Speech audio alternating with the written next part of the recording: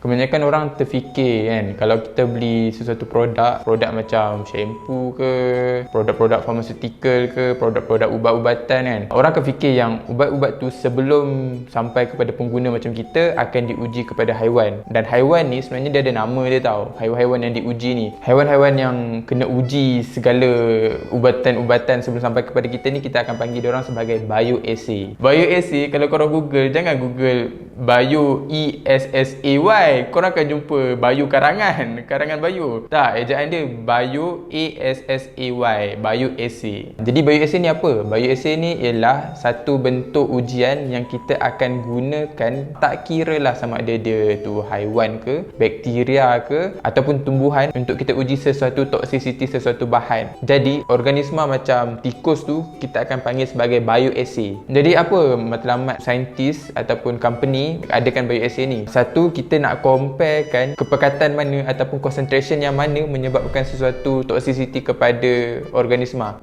Contohnya, kita akan ada 5 tikus kan. Jadi kita akan tengoklah dalam bioassay tikus ni, kalau kita letak 10 mg sesuatu bahan tu, oh tak ada efek lagi. 20 mg tak ada efek lagi. 30 mg oh dah start ada efek. 40 mg oh macam dah makin teruk. 50 mg mati. So bioassay ni tujuan pertama dia adalah kita nak compare toxicity. Maksudnya kita boleh tengoklah kat mana paras toksiknya sesuatu bahan kepada organisma. Tujuan kedua kenapa adanya bioassay ni ialah untuk kita tengok bagaimana sesuatu bahan yang dikatakan toksik tadi akan respon kepada organisma. Contohnya, kita letakkan bahan toksik kepada arnab kan. Jadi kita akan tengok arnab ni akan keluarkan melecur-melecur tak kat kulit dia. Jadi kita boleh tahulah dengan adanya bioassay punya test ni, apakah respon yang akan ditunjukkan oleh organisma apabila sesuatu compound ataupun substance dikenakan kepada organisma. Tetapi bioassay ni tak semestinya tertakluk pada haiwan. Ada juga bioassay ni dalam bentuk bakteria. Kenapa bakteria? Sebab ada sesetengah ubatan ataupun antibiotik akan kita ujikan pada bakteria. Jadi kita nak tengok sama ada efektif ataupun tak sesuatu ubatan antibiotik tu, kita akan tengok pada bakteria. Kalau dalam dunia